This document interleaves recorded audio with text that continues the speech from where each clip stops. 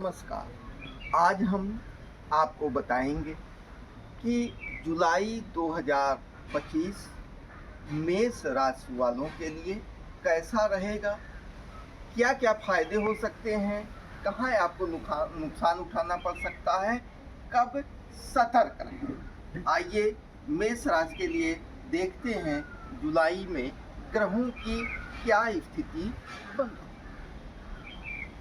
मेष राशि के जातकों के द्वितीय भाव में शुक्र गोचर कर रहे हैं।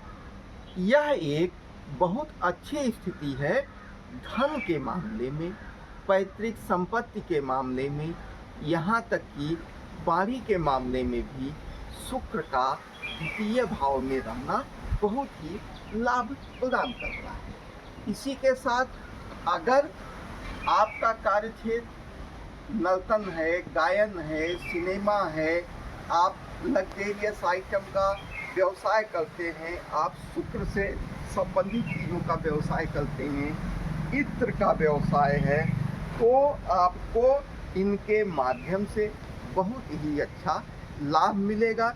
अगर आप सिनेमा में हैं, अगर आप नाट्य संस्थाओं में काम कर रहे हैं, आप अदाकारी में हैं, तो निश्चित रूप से आपको उस माध्यम से अच्छे लाभ प्राप्त होंगे।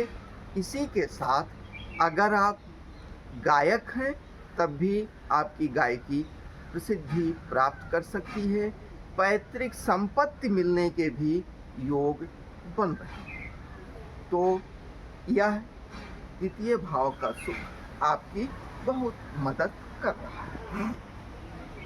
मेष राशि वालों के लिए शुक्र, मेष राशि वालों के लिए सूर्य देव इस समय तृतीय भाव, सूर्य देव के तृतीय भाव में गोचर से आपका पराक्रम बढ़ा रहेगा। आप उत्साह से कार्य कर पाएंगे, आपका आलस से खत्म होगा। जहां उसके पहले आपको आलस लग रहा था, आप हर काम उत्साह और ताकत से करेंगे। तो आपको यहाँ शुक्र सूर्य देव का लाभ प्राप्त होगा। और सूर्य देव के साथ गुरु बृहस्पति भी मौजूद हैं, तो निश्चित रूप से आपको इसके सकारात्मक फल प्राप्त होंगे। आपको गुरुदेव बृहस्पति अति दुस्साहस से बचाएंगे और निश्चित रूप से आपको अपने छोटे भाई, छोटे भाइयों जैसे लोगों से सहयोग मिलेगा। आपकी प्रतिष्ठा में, आपकी प्रतिभा के कारण, आपके तेज के कारण ऐसे लोग आपका अनुयायी बनना स्वीकार करेंगे, अनुयायी बन के कार्य करेंगे। गुरुदेव बृहस्पति का योग होने के नाते सूर्य देव के लिए द्वितीय भाव का गोचर बहुत बढ़िया होगा मेष राशि वालों के लिए। गुरुदेव बृहस्पति मेष राशि से तीसरे भाव में गोचर कर रहे हैं। गुरुदेव बृहस्पति का तीसरे भाव का गोचर अच्छा नहीं माना जाता। ये भी माना जाता है कि ज्ञान के प्रतीक होने के नाते, विवेक के प्रतीक होने के नाते आपके उत्साह में कमी करते हैं, आपको शांत बनाए रखते हैं, आपके ऊर्जा को देव की दृष्टि की तरफ, भक्ति की दृष्टि की तरफ ले जाते हैं, उधर आपका दिमाग डाइवर्ट करते हैं। तो भौतिक दृष्टि से यह गोचर आपके लिए बढ़िया नहीं है। आध्यात्मिक मामलों में मेष राशि के लोगों के लिए गुरुदेव बृहस्पति के द्वितीय भाव का गोचर ठीक, भौतिक लाभ के लिए नहीं। हालांकि सूर्य की शुभता को बढ़ाने का कार्य वहाँ बैठ के कर रहे हैं। चतुर्थ भाव में बुध देव का गोचर है। चतुर्थ और कर्क राशि में बुध का गोचर, जो कि काफी समय तक रहना है। तो चौथा भाव माता का होता है, चौथा भाव वाहन का होता है, भूमि सुख का होता है। बुध के कारकत्व के द्वारा आपको इस तरह के लाभ प्राप्त होंगे। हाँ, कोई बचकानी हरकत ना करें। अगर माता का स्वास्थ्य प्रभावित है तो उनकी दवा करवाएं। और पैतृक संपत्ति पर अगर कहीं से दबाव बन रहा है तो कोई ऐसा कार्य, कोई ऐसी हरकत ना करें कि जिससे पैतृक संपत्ति पर दबाव बने। बाकी चौथे गोचर से आपके भवन में, वाहन में वृद्धि हो सकती है। अगर लग्नेश बुध के मित्र हो या स्वयं बुध लग्नेश हो या उस लग्न के लिए जिसमें बुध को योग कारक माना जाता है। आपकी राशि से पंचम भाव में केतु और मंगल गोचर कर रहे हैं सिंह राशि के। पंचम भाव का केतु का गोचर शुभ नहीं माना जाता। आप अपने संतान का ख्याल रखें। आप प्रेम संबंध को बनाए रखने का प्रयास करें, क्योंकि मंगल की ऊर्जा को केतु ताकत दे रहा है। केतु जिस ग्रह के साथ होता है उस ग्रह की ताकत में 4 गुना वृद्धि कर देता है और मंगल की ऊर्जा अनियंत्रित हो सकती है, क्योंकि राहु की दृष्टि भी पड़ रही है। इस कारण से हम मेष राशि के जातकों को सलाह देंगे कि संतान के दायित्व के प्रति सतर्क रहें, अपने प्रेम संबंधों के प्रति सतर्क रहें। विद्या अध्ययन में अरुचि हो सकती है, अपनी रुचि बनाए रखें। और अगर जहाँ से भी आपको मंत्र साधना में, दैनिक आराधना में, देव प्रेम में अरुचि हो रही हो तो सतर्क होके इसको ग्रहों का प्रभाव मान के रुचि बरकरार रखेंगे तो निश्चित रूप से जुलाई महीना आपके लिए बढ़िया जाएगा, इसमें कोई दो राय नहीं। अब सबसे महत्वपूर्ण बात यह है कि मेष राशि के जातकों के लिए 11वें भाव राहु देव की आपका गोचर हो रहा है। उससे अच्छी बात है कि राहु देव मंगल ग्रह की दृष्टि में है। राहु की नकारात्मकता को नियंत्रित करने का ताकत अगर किसी के पास है तो वह मंगल देव के पास है। इसी के साथ 11वें भाव में राहु का गोचर बहुत ही बढ़िया माना जाता है। आपको शॉर्टकट से पैसे मिल सकते हैं, धन की प्राप्ति हो सकती है। आपकी नियमित आमदनी अगर कहीं से बंद हो रही थी तो वह नियमित आमदनी शुरू हो जाएगी। तो और 11वां राहु आपको कई तरह के समस्याओं से बचाएगा, अनिष्ट की स्थिति से बचाएगा। तो आपको हर हालत में राहु का गोचर शुभ लाभ प्रदान करेगा। आपके 12वें भाव में शनि देव मीन राशि में गोचर कर रहे हैं। इसका मतलब आपकी राशि से 12वें भाव में शनि देव का गोचर आपको 7.5 के प्रभाव में ला रहा है। यानी मेष राशि के लोगों पर इस समय 7.5 चल रही है। निश्चित रूप से आपकी गैर जरूरी यात्राओं में वृद्धि होगी। आपके अस्पताल के खर्चे बढ़ सकते हैं, आपके मुकदमे के खर्चे बढ़ सकते हैं। इसके साथ ही इन सारी समस्याओं के दौरान आप खुद को अकेले महसूस कर सकते हैं। लोग आपका साथ छोड़ते हुए दिखाई दे सकते हैं, आप परेशान हो सकते हैं। तो निश्चित रूप से मेष राशि के जातकों को मैं सलाह दूंगा कि शनि की इस 7.5 प्रारंभिक 7.5 में आप गैर जरूरी यात्राओं को टाल दें।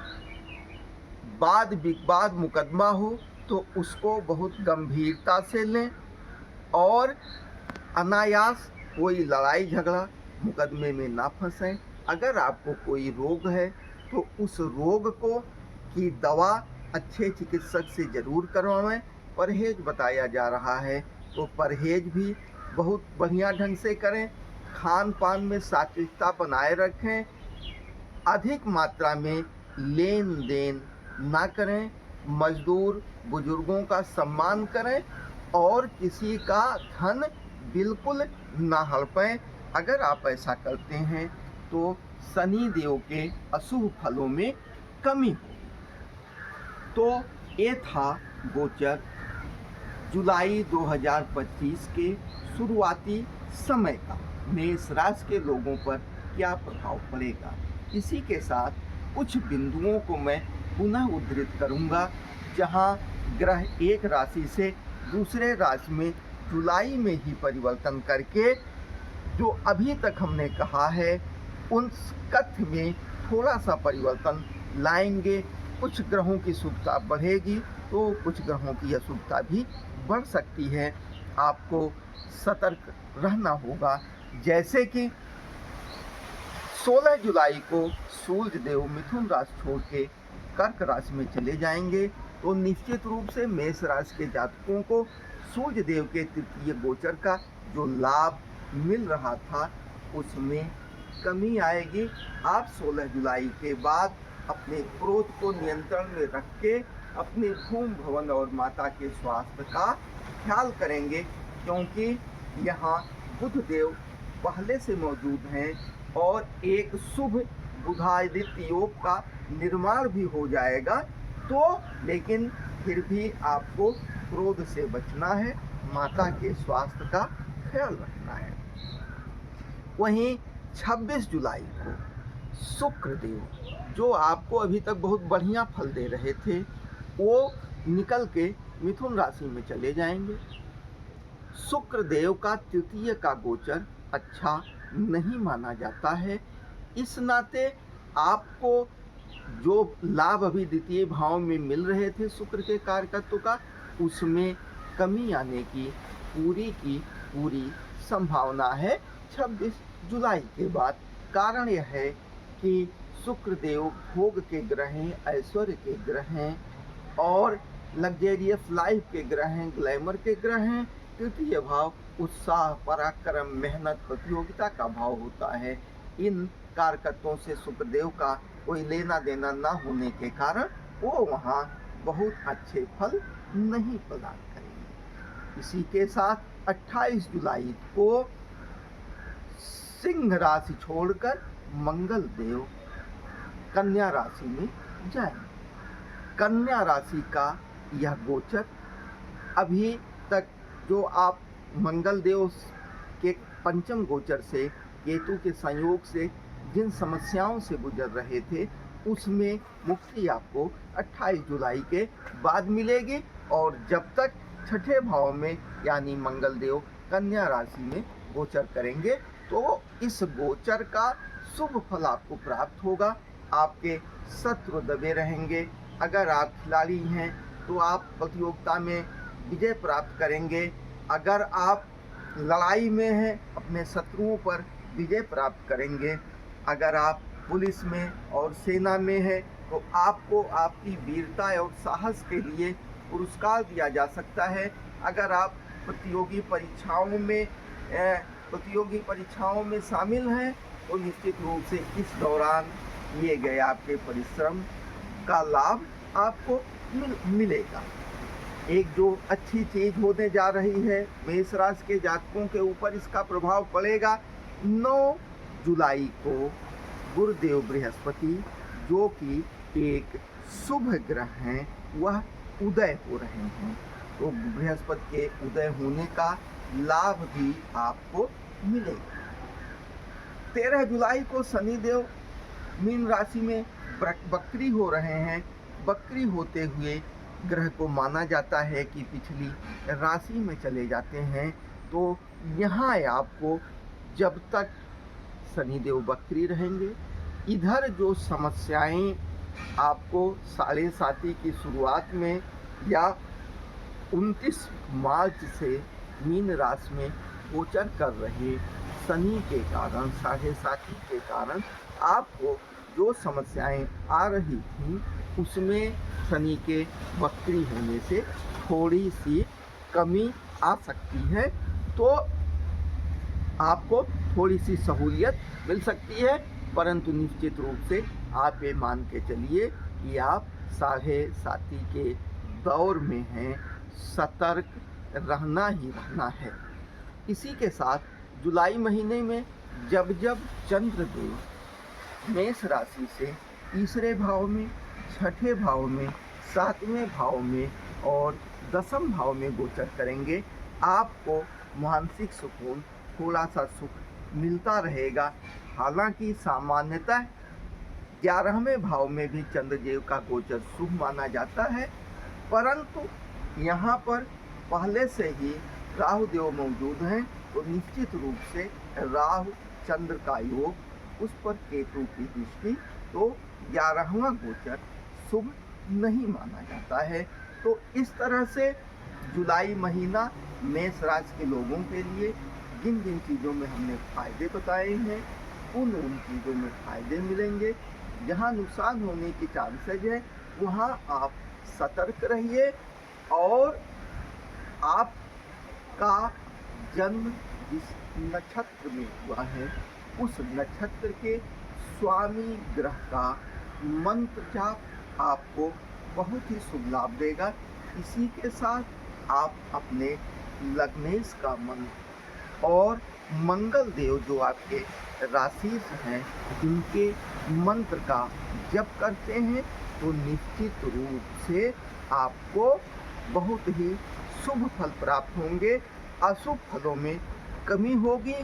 तो पुनः आप जान लीजिए, आपका जन्म जिस नक्षत्र में हुआ है, उस नक्षत्रेश के बीज मंत्र का जाप, राशिस के बीज मंत्र का जाप, लग्नेश के बीज मंत्र का जाप आपको बहुत ही लाभ प्राप्त कराएगा और आप अपनी समस्याओं से बचे रहेंगे। मेष राशि के बारे में यह गोचर आधारित सामान्य जानकारी है।